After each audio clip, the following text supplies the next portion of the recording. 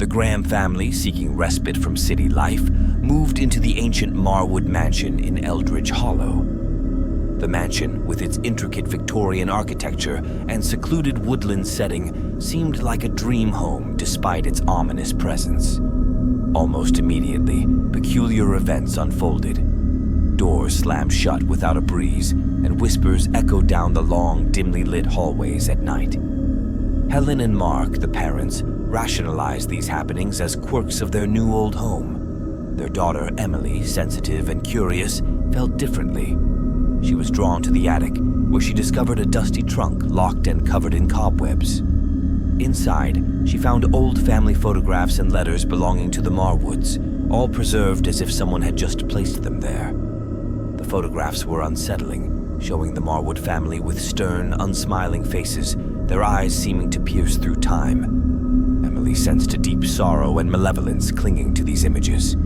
That night, Emily was awakened by the sound of whispering growing louder, urgent. She traced it to her brother's room. There, in the moonlit gloom, she saw the specter of a woman, her face contorted with grief, hovering over her sleeping brother. Emily's scream shattered the silence, and the apparition vanished as her parents rushed in. Fueled by the night's terror, Emily began researching the mansion's history. She learned that the Marwoods were deeply involved in occult practices, and their last descendant, Eleanor Marwood, had vanished mysteriously in the house, her fate unknown. Driven by a desire to understand, and perhaps help Eleanor's spirit, the Grahams, with the assistance of a local medium, decided to hold a seance.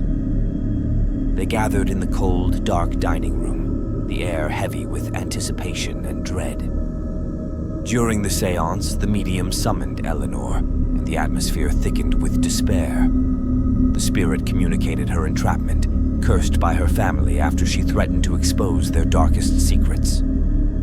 Eleanor's voice, filled with sorrow, guided them to a hidden room behind the library wall.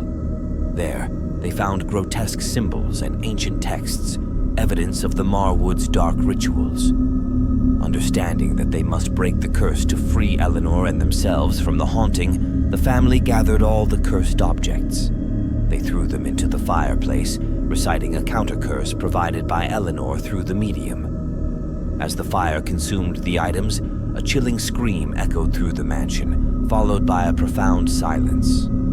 The house trembled momentarily, as if relieved of a tremendous weight. In the days that followed, the Grahams felt a lighter atmosphere and believed the hauntings had ceased. The house seemed brighter, the air fresher, and the whispers were gone. However, their relief was short-lived. One stormy night, the whispers returned, louder and more desperate than before. Emily, feeling a familiar dread, realized they had dealt with only one layer of the mansion's haunted past. Now, darker entities, perhaps awakened by their initial interventions, began to reveal themselves.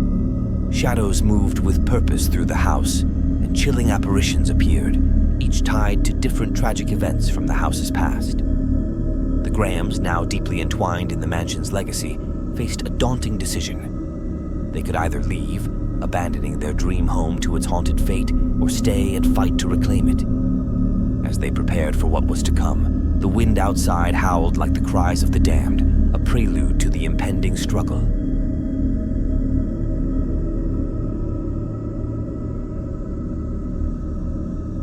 The Carter family discovered the Winslow homestead by chance during a weekend drive around the old Willow's End. Enchanted by its isolation and rustic charm, despite the uneasy glances exchanged by locals, they decided it was the perfect place to start anew. As they settled in, the youngest, Sarah, quickly took to exploring every nook and cranny. Within days, she began speaking of Mr. Crispy, a friend she claimed lived in the walls. Her parents, Judy and Thomas, initially amused, attributed this new imaginary friend to her adjustment to the new environment. Disturbances began to manifest subtly, a cold draft in corners where there should be none, faint smells of smoke without a source, and an eerie lullaby that would start and stop at odd hours of the night, seemingly from an old music box found in Sarah's room. Judy, increasingly concerned, investigated the music box. Its tune was melancholic, and each note seemed to throb with a hidden sorrow. It played as if possessed at times, especially during the twilight hours, filling the house with its haunting melody. The phenomenon escalated quickly. Mirrors cracked as if struck by an unseen force, and vivid blood-red stains appeared on the walls, only to vanish without a trace. The family started to witness flickers of a charred figure lurking at the edges of their vision. Driven by a mother's need to protect her family, Judy delved into the local archives to uncover the truth about their home. The homestead had been the site of a tragic fire decades ago that killed several children. It was reportedly set by a disgruntled groundskeeper who perished in the flames. One night, as the lullaby whirled around them, the full apparition of the groundskeeper appeared in Sarah's room. His figure was grotesque, charred and twisted by fire. Judy saw him, heart sinking, as he reached out towards Sarah with a ghastly hand. Despite his terrifying appearance, Sarah was not afraid. She spoke to him as if he were a lost friend, calling him Mr. Crispy. The spirit seemed to guard her, its presence causing disturbances, but never harming her directly. Seeking help, Judy contacted a renowned medium who agreed to conduct a seance. During the intense session, it was revealed that the spirit was indeed the groundskeeper, unable to move on, trapped in a perpetual memory of the fire and his untimely death.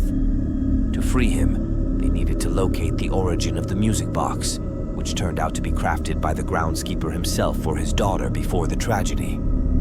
It had somehow survived the fire and become his anchor to the physical world. In a desperate attempt to sever the ties binding the spirit, the Carters and the medium unearthed the groundskeeper's personal effects buried beneath an old tree where the children used to play. Among these were letters of love and remorse, never sent, and a photograph of a smiling, unburnt man. With these items, they held another seance, presenting them to the spirit as tokens of release. The music box abruptly stopped playing, and a gentle silence enveloped the room. It seemed as if they had succeeded in appeasing the troubled soul. But the calm was fleeting. New, more malevolent spirits, perhaps disturbed by their actions, began to stir. The house groaned under their weight. Cold drafts turned into icy gusts, and the family's nights were plagued by cries of anguish and anger from unseen mouths. Realizing they had disturbed a deeper spectral layer, the Carters called upon experts in paranormal phenomena. Together, they conducted a series of rituals to close the spiritual portal they had unwittingly opened. After days filled with ritualistic chants and protective circles, the disturbances began to subside. The family cautiously rejoiced, hoping their lives could return to normal. However, the silence that now filled the homestead was a heavy, watchful one, suggesting that peace might only be temporary, and the true depth of the homestead's darkness had yet to fully reveal itself.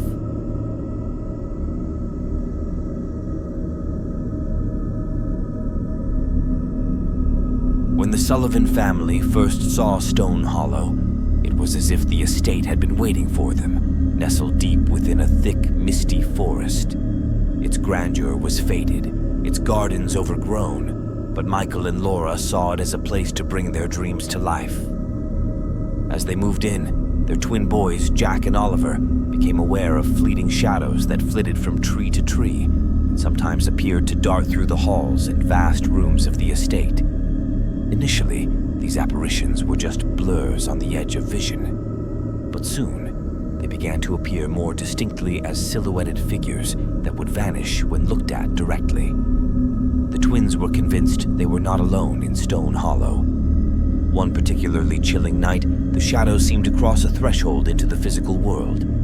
The entire family awoke to a symphony of whispers and the unnerving feeling of many eyes watching them from the corners of the darkened rooms. As these encounters grew more intense, one of the shadows began to communicate with the twins.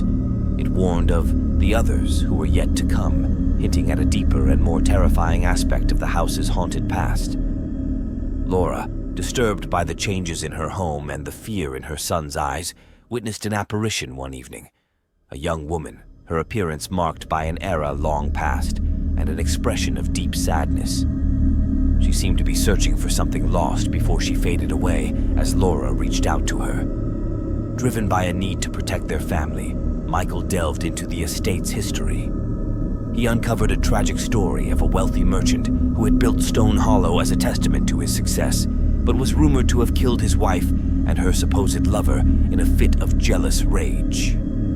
The couple's spirits were said to be among those haunting the estate, their tragic tale intertwining with the malevolent shadows that the twins had seen. Seeking to cleanse their new home, the Sullivans enlisted the help of a psychic known for her expertise in clearing haunted spaces.